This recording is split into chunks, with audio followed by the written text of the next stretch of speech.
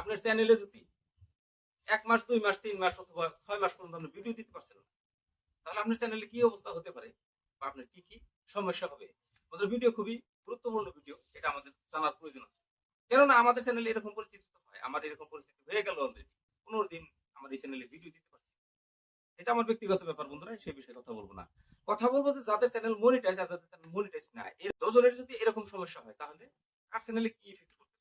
বন্ধু যাদের channel monetize না, আমি সেই কথাটা আগে, যাদের চ্যানেল মনিটাইজ না তাদের শুধু চ্যানেলটাই ডাউন হয়ে আসবে। আপনি যদি সেই চ্যানেলে নতুন করে ফির অ্যাক্টিভ ভাবে কাম করতে পারেন, আবার চ্যানেল গ্রো করবে।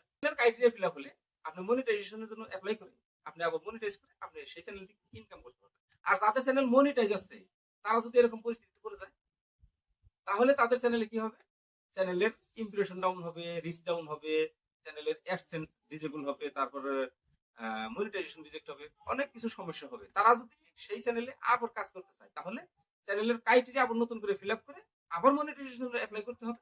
যদি কোনো সমস্যা হয় না তাহলে মনিটাইজেশন ঘুরিয়ে পাইবে, আবার সেখান থেকে ইনকাম হবে। আর যাদের চ্যানেল মনিটাইজ হয় তাদের আর কোনো সমস্যা নাই, তারা যদি এরকম পরিস্থিতি পড়ে তাহলে সেই চ্যানেল যদি অ্যাক্টিভ ভাবে কাম করতে পারে আবার সেই চ্যানেল গ্রো করবে, মনিটাইজেশন অ্যাপ্লাই করলে মনিটাইজ পেয়ে যাবে যদি কোনো সমস্যা আছে নাই, যদি কোনো সমস্যা নেই।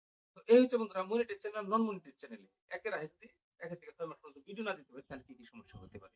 ঠিক আছে বন্ধুরা, আজকের মতো ভিডিও পর্যন্ত। কেমন লাগছে কমেন্ট করে জানাবেন। যদি ভালো লাগছে তাহলে অবশ্যই একটা লাইক দিবেন।